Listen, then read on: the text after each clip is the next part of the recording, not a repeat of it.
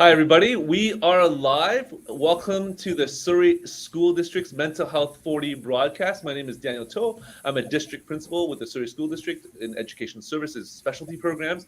We're broadcasting live from the unceded territories of the Squamish. Actually, not the Squamish, unceded territories of the I was somewhere else yesterday, of the Kwantlen, Semiahmoo, Coast Salish, and Katzie First Nations. And we're very proud to be here along with our Fraser Health guest, Carol from Public Health Dietitian with Fraser Health. And today, we're just so happy to come back with the new year with a great message. The Teach Food First Toolkit is one that's been developed by Fraser Health and presented by Carol and her dietitian team.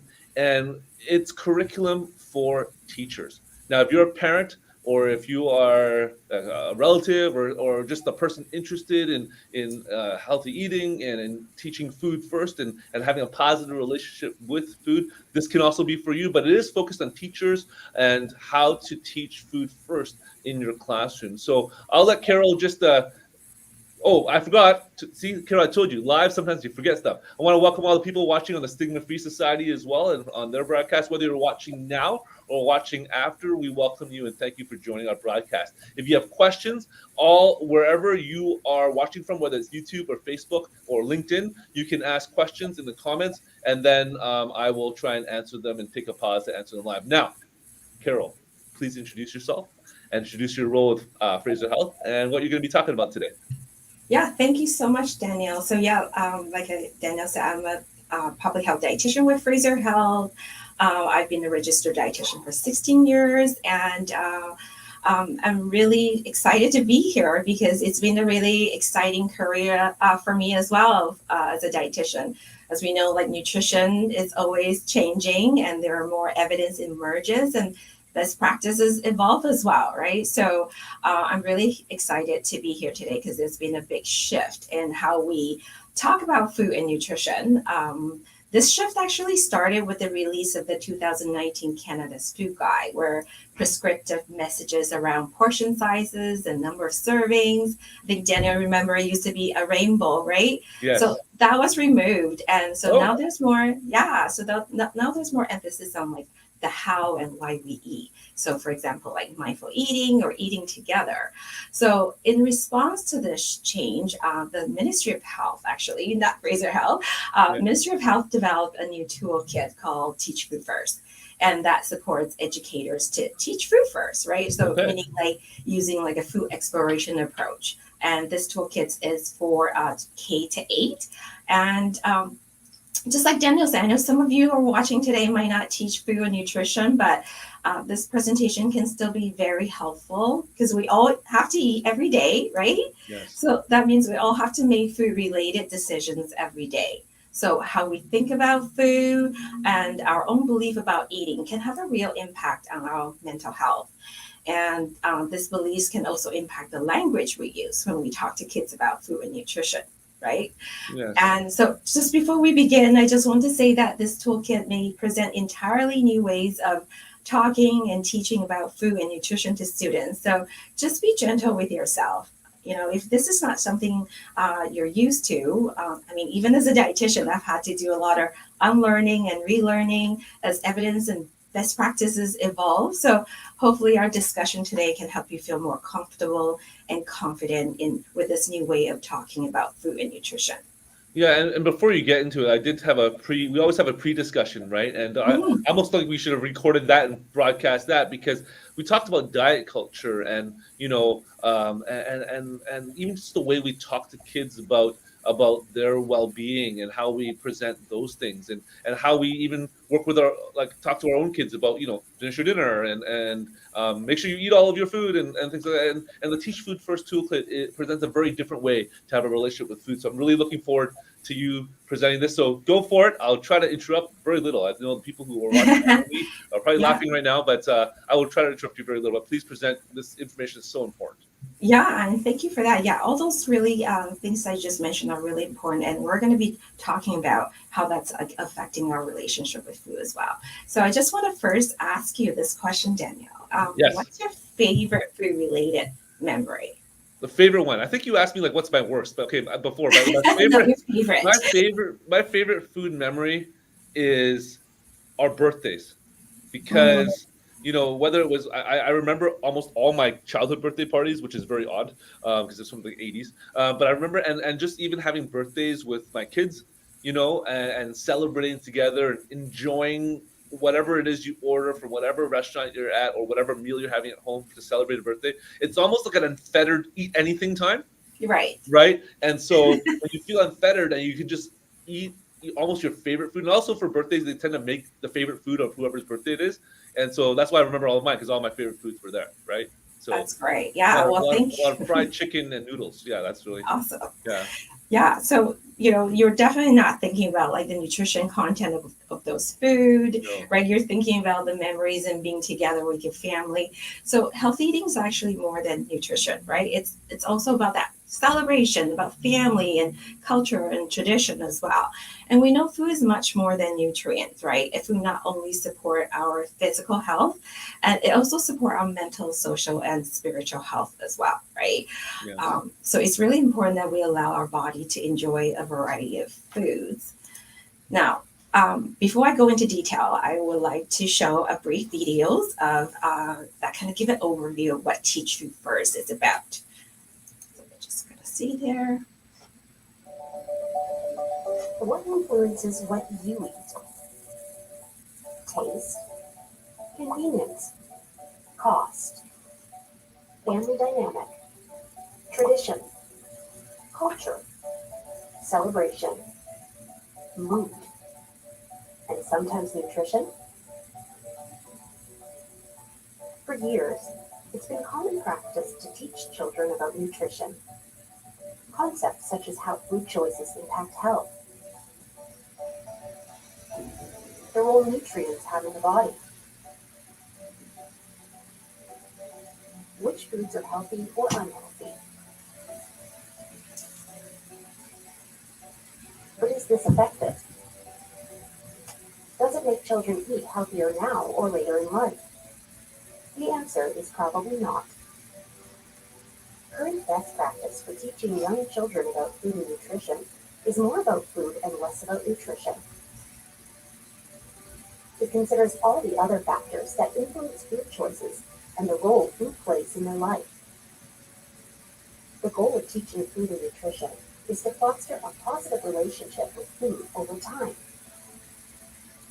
which research shows leads to healthier eating behaviors. So what does this mean? A positive relationship with food is about being able to listen to our bodies and to eat what we need. It's about feeling joy when we eat, not guilt or any other negative emotions. This toolkit supports you to teach food and nutrition in a positive and inclusive way that is sensitive to diverse family contexts. In this toolkit, you will find guiding principles for teaching food and nutrition, grade-specific lesson plans, and answers to common questions teachers and students have about Canada's food guide. While nutrition is complicated, teaching about food in the classroom shouldn't be. There are so many ways to explore food with your students across the curriculum. For example, where food comes from, how it's grown and prepared,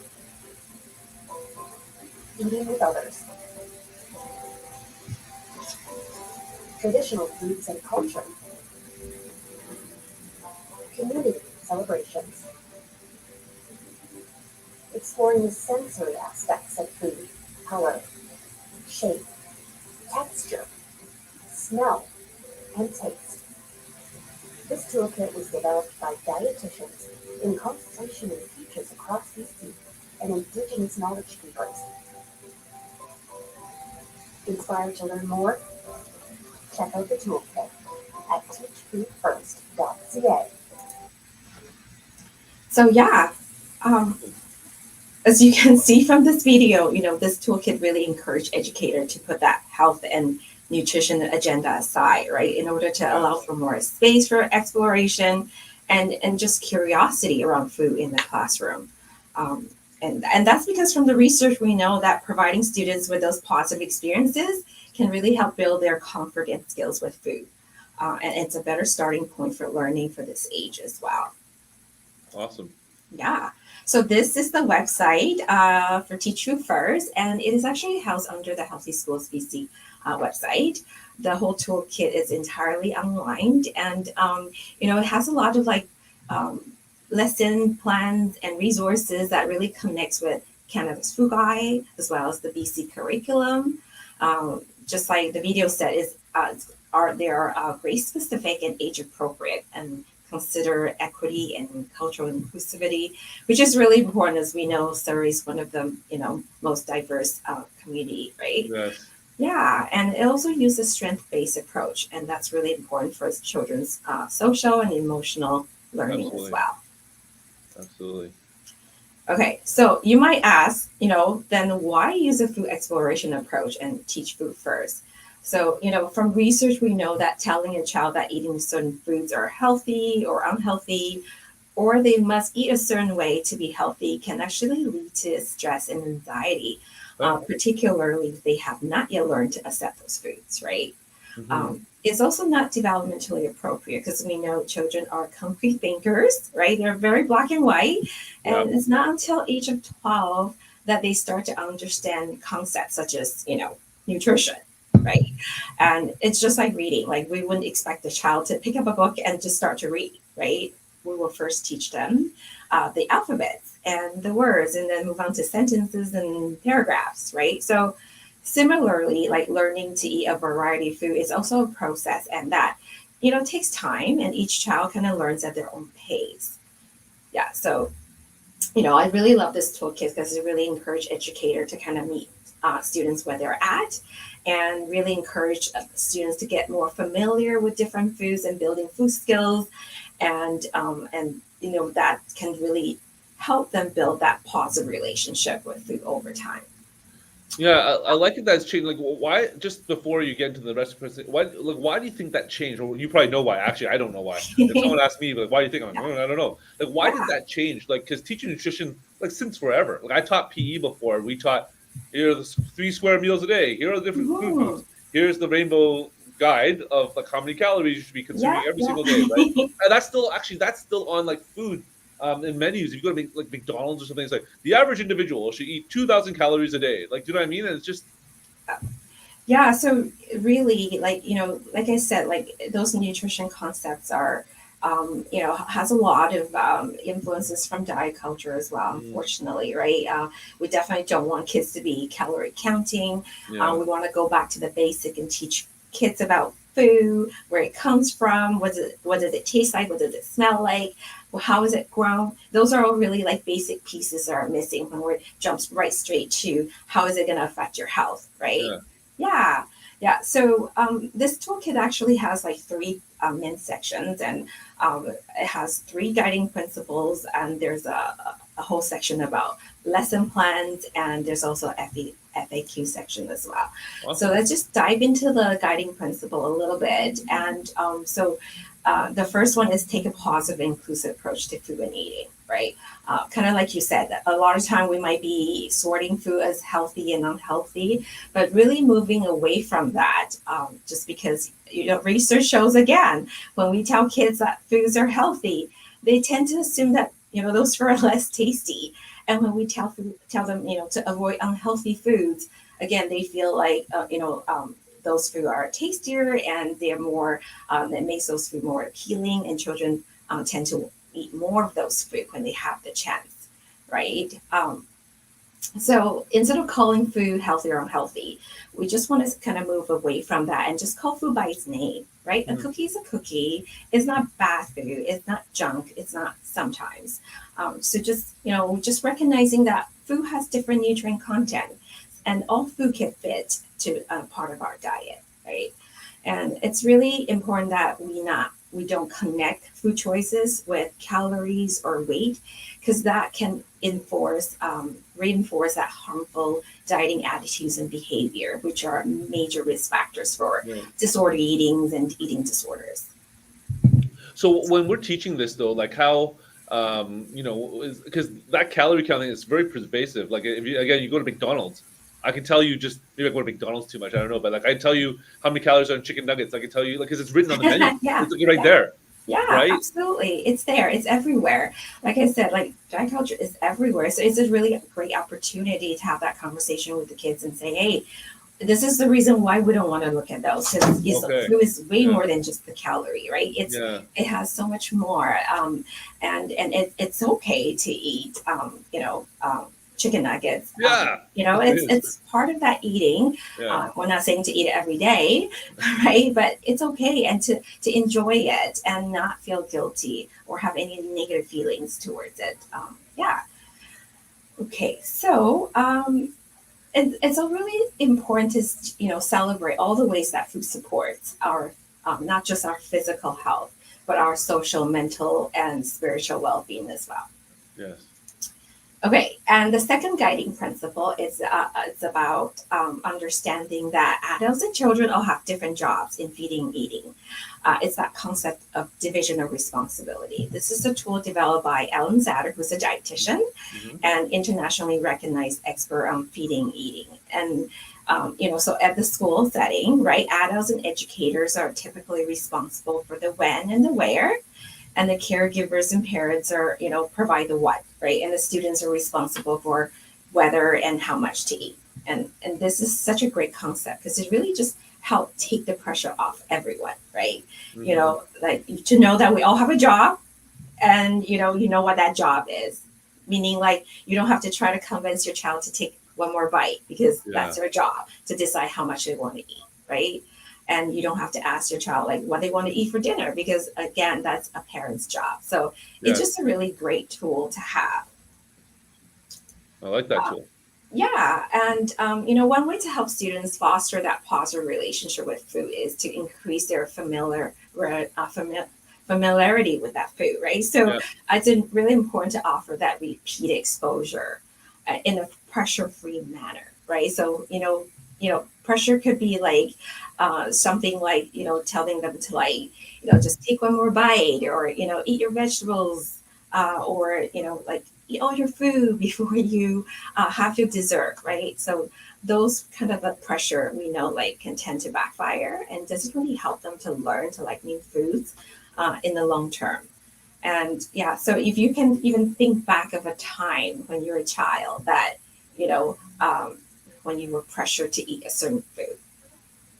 Yeah. So Yeah, I think I did tell you this one. Like, Dad, if you're watching at some point one day, sorry, but when my grandma yeah, fed me oatmeal with egg, I don't know what it is about like 1970s, 1980s households, or maybe it was yeah, just mine, but an oatmeal with like an egg, like not even fully boiled, but like just like mm, partly boiled egg made in it. right. I was just like, first of all, like, what's this thing floating in my oatmeal? And it's just like there's no sugar in it. It's just like bland oatmeal with an egg, and I have to eat it every day. Oh, Every day. and did that help you like that food? No, I actually didn't eat oatmeal. Sorry, Dad, again, if you're watching. I didn't eat oatmeal for like a really, really long time afterwards. Like I'm talking like 20 years after. Like I eat oatmeal Right? now, Yeah, but just like I just like, and I didn't actually eat boiled egg for a long time either. Like, it was just like it was just put right. together. It's just not good. Yeah. So that's just it. Like when we try to get kids to eat more, they often end up eating less or avoid it altogether, right? So, and pressure can really interfere with developing that healthy relationship with food and also interfere with the child's job of learning to like a new food. So that's why it's so important. We want to kind of like keep food neutral and also keep that food exposure neutral and not having any pressure, just to remember like the overall goal is to support children with developing a lifelong healthy relationship with food, not to get them to eat their pea for supper, right? Right. Yeah. Yeah, no, that's so important. I think that it's almost like you drive your kid, like you could drive kids away from food or certain foods or certain healthy or quote unquote foods if you just like force people to do stuff, right? You just force them to do stuff. So yeah, you're Mhm. right. I didn't like oatmeal for a long time or eggs. Yeah. And so another yeah, the guiding principle is that, as children get older, we can then start to support them to build like age appropriate skills in meal planning, and also being sensitive to the fact that students have different home contexts as well. And we know that parents and caregivers' food decisions are based on so many different factors, right? Including like nutrition, their budget, convenience, or medical condition, or even like food preferences or allergies, right? Or children's sensory needs. So it's really important that we're being neutral and not commenting on the food that parents or caregivers pack for the students, Yes. right? And also about like how much they eat, right? Or in what order they eat it, right? So, and if you're, as a, teacher, if you're concerned with students like not having enough food, or you can consider like connecting to the school counselor or parents or caregiver to kind of explore possible supports. But the key is not to talk to the students about why are you eating this food like every day, or really that's not their job, right? Yeah. It's the job of the parent to provide food. Yeah. Yeah. Another piece is really just advocating for having like a really positive eating environment to eat, and having enough time to eat as well. I know for some teachers, they might like to eat with the students and role model that that enjoyment of eating, and that's so great. And then we also love it when teacher like role model like positive eating Yeah. relationship with the food. But it's important to keep in mind that children are always watching and listening, and sometimes we might talk to another coworker and unintentionally say things like, "Oh, I'm giving up sugar for the month," or Yeah. I've been eating so terrible, and I'm Yeah. going to do a detox, or Yeah. things like, "I ate dinner. I ate so much last night, and I'm going to skip lunch and go to the Yeah. gym right after school to burn off some calories," right? Yeah. You hear that sometimes, and dialogue like that that involves like increasing movement for the sake of weight loss, or eating a certain way to lose weight, or equating fitness with health can be harmful, right? Because Yes. children can interpret messages like that as sugar is bad. So if I eat food containing sugar, then I'm bad. Or they can they could hear messages like that, and they can think, oh, I shouldn't trust my body to do its job. Like I need to diet or detox in order to be healthy, which is just not true, right? Yeah. Actually, you had mentioned this is actually something when we practice. Just so you know, it may not seem like it, but we practiced this first. Carol's very practiced, but I'm obviously not always very practiced. But when you talked about detoxing and how like our body already detoxes, so detoxing is actually a pointless exercise. Is actually making you're starving your body because your body's already made to detox. Maybe can you talk a little bit about that? I know it's not in your slides, or maybe it is. I don't know, but it was super Yeah. So interesting. Yeah. dieting or detox, again, those are again diet culture type of messaging, right? Our body don't need that, right? And any kind of like weight loss uh, or any kind of intervention like that is actually not helpful, right? Because research have shown like weight loss diets don't work in the long term, and Mhm. you end up going down like weight cycling, that yo-yo dieting, and it just has a lot of negative impact. It's also make you feel like you're just not good enough, and you're always trying to fit into that thin ideal of that diet culture messages as well. So Yeah. it's really important that we teach children to listen to their bodies and feel joy when they eat, and eat Yeah. what they need without feeling any shame or guilt or any other That's right. negative emotions. So when it comes to like role modeling, it's really a great opportunity as well for teachers to kind of model that body acceptance as well, right? That's right. And it's normal to Absolutely. have body diversity, right? Yeah. And it's normal for children to gain weight as they grow and develop. In fact, we want to make sure that they are growing and they're gaining weight, right? Yeah. Okay. So as we Um, talk with, sorry, I'm just going to reset just a bit. I see more people joining us, probably because school is finishing now. And if you're joining us later or joining midway through and want to scroll back and look, we're talking to Carol, a public health dietitian, Carol Chang, right? Carol Chang, public yeah. health dietitian from Fraser Health, and who's also part of our Healthy Schools Committee in Surrey Schools. We have a Healthy Schools Committee with Fraser Health nurses and dietitians and multiple departments in our district that really try and promote healthy eating, healthy living in schools, and through that with staff and students. And one of the ways is through this Healthy Schools curriculum and Teach Food First curriculum, which is available, I think, on Fraser Health site and multiple websites that Carol will talk about later. But Carol's just going through that now, and we're on guiding principle number 3. So go for it.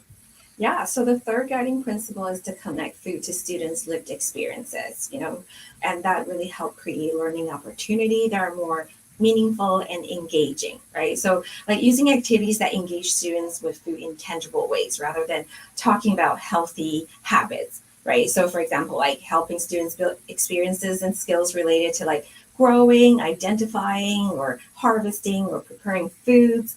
Also like include activities that relate to families, communities, local food growers and producers, right? Like for example, students can learn about like local seasonal foods, food traditions, or local food systems, right? You can even consider like visiting like a local farm or connect with the indigenous elders and knowledge keepers if that's possible, right? Those are really like meaningful learning opportunities.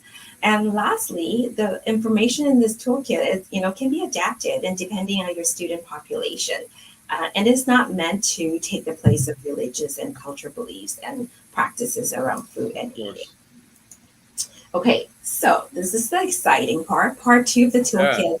It has 10 new Teach Food First lesson plans, including 3 traditional First Nations foods lessons. It's also linked to other recommended lessons and activities. I believe total of like 54 of them.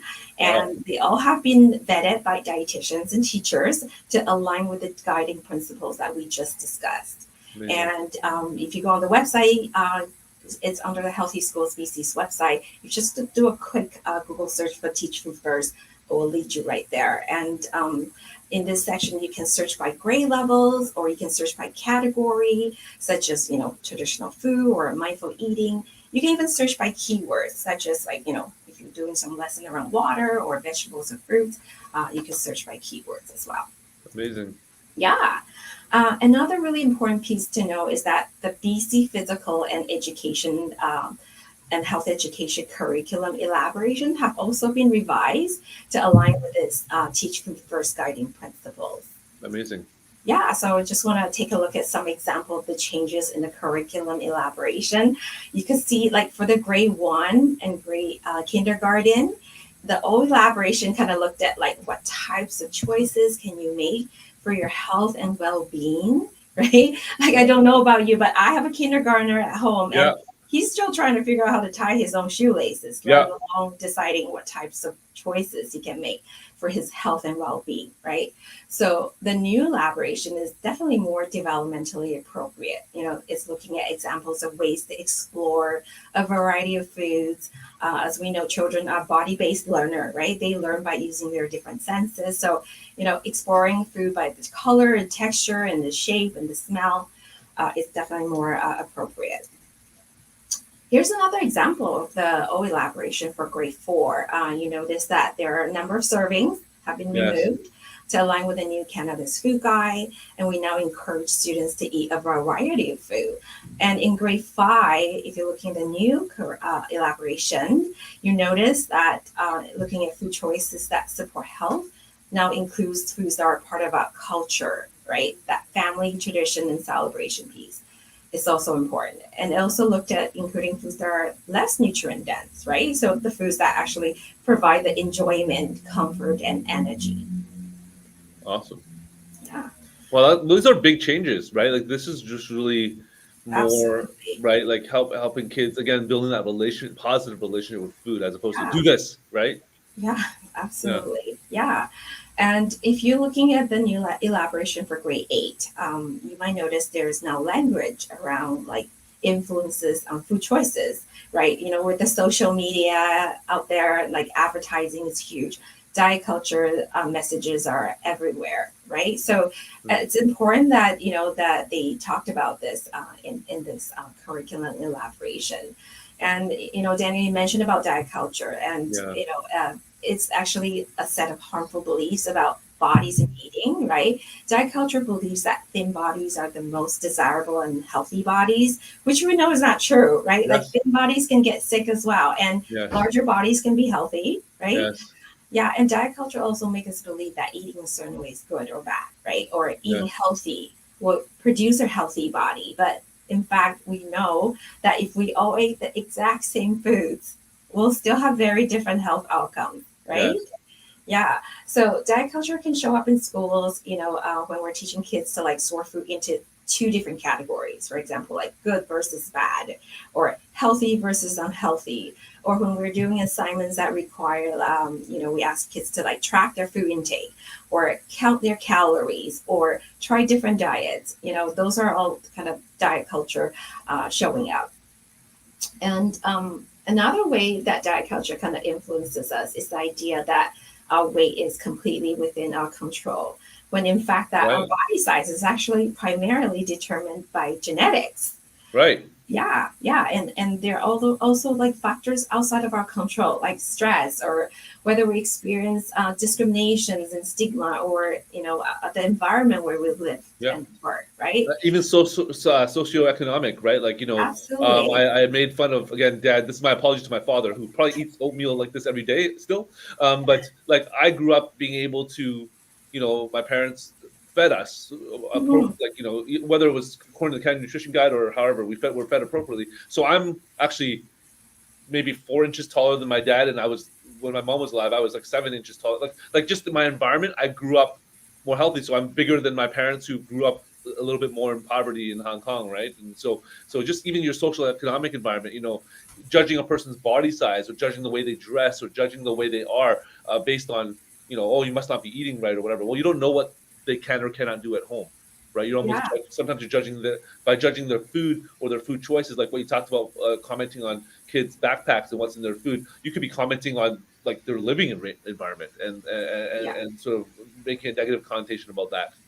Yeah, thank you. Yeah, thank you for sharing that, for sure. And a lot of times, people, because of the diet culture messaging, people want to like kind of fit into that thin ideal, right? Yeah. Even though it's like it doesn't work for everyone, and so No. sometimes people might even engage in like weight loss diets, even though we know that doesn't work and is not Yeah. sustainable and can be really harmful.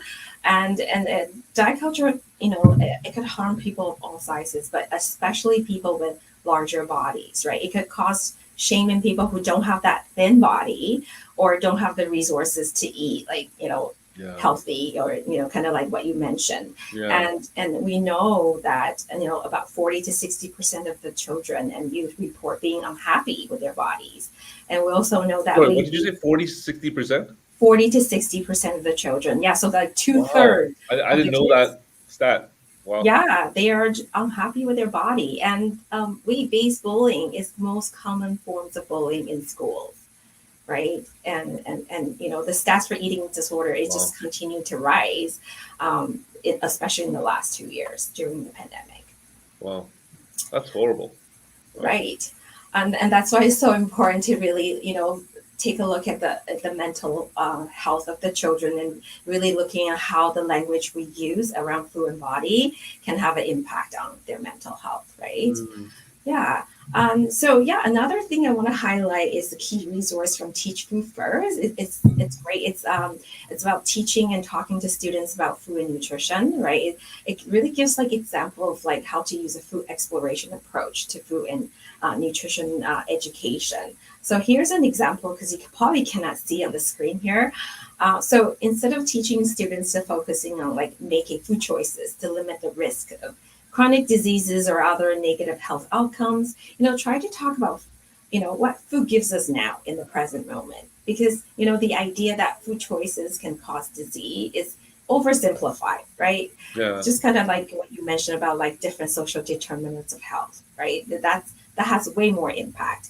And it can also stigmatize people living with chronic diseases, right? Right. Because we know like the cause of disease are super complex and are strongly associated with some of those social determinants of health that you mentioned. Yeah. We are working for the stigma-free society, and stigma can be about food too, and about body type and body shape, right? Yeah, absolutely. Absolutely, absolutely. Yeah. So another part of this toolkit is frequently asked questions, which is so great because then teachers can come up here and just look at some of the frequently asked questions. For example, like how do I support my students to eat fewer foods that are high in sugar, saturated fat, or sodium. I think we get asked that question quite a bit, right? So it is just going back to that limiting, restricting messages, you know, don't tend to work. So really, describing food using their real names and avoiding using food rewards in the classroom. Those are all really key things that we could do in the classroom. And so, yeah, and under part three, the frequently asked question is also a really useful fact sheet with some suggested answers to common questions that you might find helpful. I like it because it's in a PDF, so you can just download it, keep it at your desk in case you get asked any kind of like common questions from students, give you like possible responses that you could use to answer those questions. So it's really helpful. Oh, I love this. Like, keep it at your desk in case you're like, oh, Yeah. I don't know. Keep it in your pocket just in case. Yeah. Yeah. Okay. So I know we've been focusing a lot on the language we use when talking about food, right? But we also kind of need to be mindful of the language we use when we talk about body size, right? I think most teachers know that we need to communicate with sensitive and appropriate languages when it comes to body, right? But oftentimes we might forget that, when we make a negative comment about our own bodies, um, you know, uh, kids are listening as well, right? Or if we say something to another coworker about, oh, you look great, have you lost weight? Again, that could be sending the message to children that, okay, in order to look good, I need to lose weight, right? Yeah. Yeah. So it should be coming on people's, like, we don't know why they gain and lose weight. Like someone could be ill. Absolutely. Weight, Yeah. right? A lot of time, I remember hearing somewhere, like, when we comment about people's weight loss, we can be complimenting their eating disorders or their cancer or, other like diseases as well. So yeah, it's just, general rule of thumb, just don't comment on people's body. Rather, we can comment on students' qualities or personality, Yes. right? And also recognizing that every child grows different, right? It's really natural for them to gain weight, especially, when they go through like, puberty, right? They are going to be putting on a whole bunch of weight, and that's that normal body growth and development as well. If I like, as a parent, I would be concerned if my son is wearing like a size 5 clothing like 2 years in a row and not moving up a size, right? So we really want them to, to develop and grow. And it's really important to also know that, there's a lot of different like body diversity out there. Like we're all meant to look different, right? We all don't fit into a mold. And so one way we can help support having that body diversity is having like posters or books with diverse body types, or even chairs or tables that fit different bodies as well, right? Yes. Yeah. So, we mentioned previously that weight-based bullying is the number one reason for bullying in schools, right? So, of course, like, as a teacher, if you hear students say something to another student regarding their weight, of course, we know, like, it's important that we intervene and shut it down right away. But what's equally important is that we have a follow-up chat privately with the person who said it, okay? Yes. And also a separate private chat with the person who was hurt, just make sure that the student who was hurt knows that there's nothing wrong with their body and that their worth is not defined by their appearances, right? Yes. Just to have a check-in and make sure that they're okay. Okay, so yeah, that's a lot unpacked. Right? So good though. I love it. It's so helpful for teachers to have this resource now to be able to, especially I like the thing at the desk because you're being approached with a question or you hear something in the background. Now you can have an immediate response, right? Almost like a guide to help you with that. So. Yeah, and it takes a lot of practice as well, right? Because and it's totally normal if this is not how you've been teaching or talking about food or body, and that's okay. Like I said, I had to do a lot of that unlearning and relearning myself, even as a dietitian, right? So, and I know like teachers like are in this profession because they're like super caring and compassionate people. And I also know that teachers, want what's best for the students, like not just like their physical health, but their mental health as well. So, we can really start to shift like our practice by, using the guiding principles that we just talked about in the Teach Food First toolkit, and really taking that positive and inclusive approach to food and eating. And yeah, and we talk so much about the language, right? Like words Yes. really matter when talking to kids about food and body. So really, if you take anything away today, just start by using a neutral language with food. Just call food by its name, right? A bag of chips is a bag of chips, right? A cupcake is cupcake. Yeah. So instead of calling it junk, or call it something else, and also really embrace that body diversity that we just talked about. Absolutely. Yeah, and lastly, we really want to kind of rethink healthy eating. So that means listen to our body and eat what we need, and feel joy when we eat, and not guilt or any other negative feelings.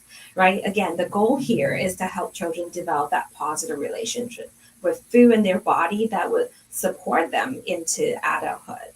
Right? So, and yeah, so lastly, I just have a whole bunch of resources that might be helpful for teachers. I know, Daniel, I think you've already linked it That's right. at the bottom of the YouTube link. So, That's right. yeah.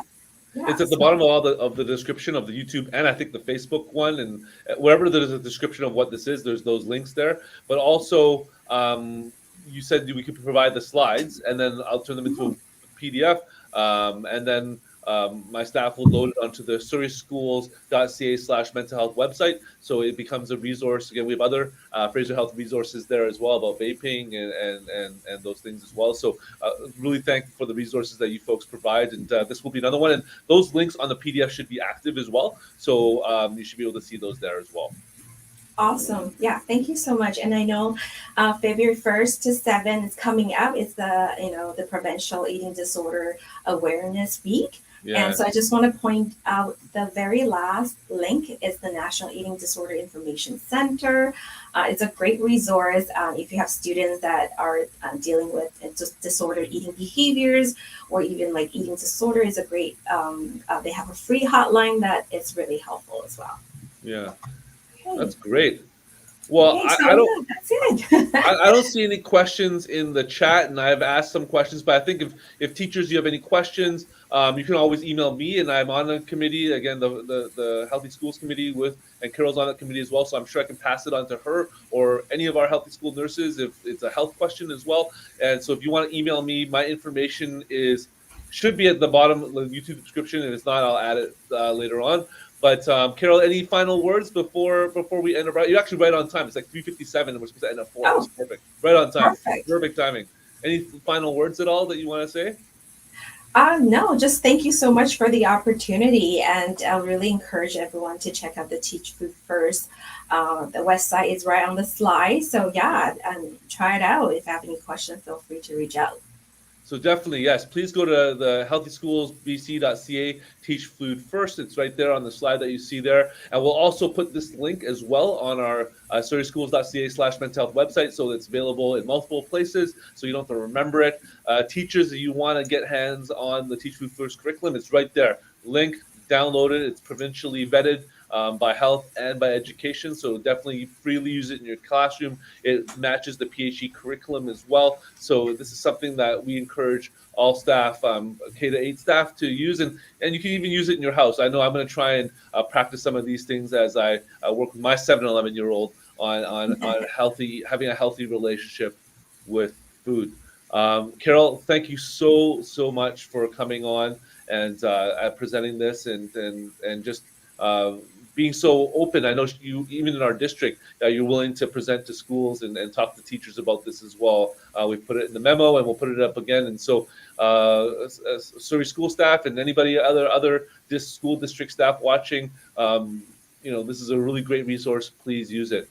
Well, everybody on the Stigma-Free Society broadcast, as well as our school district one, and if you're watching on my LinkedIn, thank you so much for watching. Whether you're watching now or you're watching later on, we hope you do use the resources provided here, because they are here for you to better to improve upon some of the things in your classroom to be able to change some of the practices for teaching nutrition. Because again, these things, I didn't even know some of these shifts until literally very recently, like not today, but like, very recently didn't know about some of these shifts. And as a former PE teacher, I know that if I was still teaching a class, there would be certain shifts that I would make in how I teach nutrition and having a relationship with food. So Carol, thank you so much. I appreciate it. Please stay on as I end the broadcast so you don't disappear from me, so I can thank you personally. But thank you all for watching. Please, if you have any questions, reach out to me, and my information should be in the comments below. Have a great day, everybody. Thank you.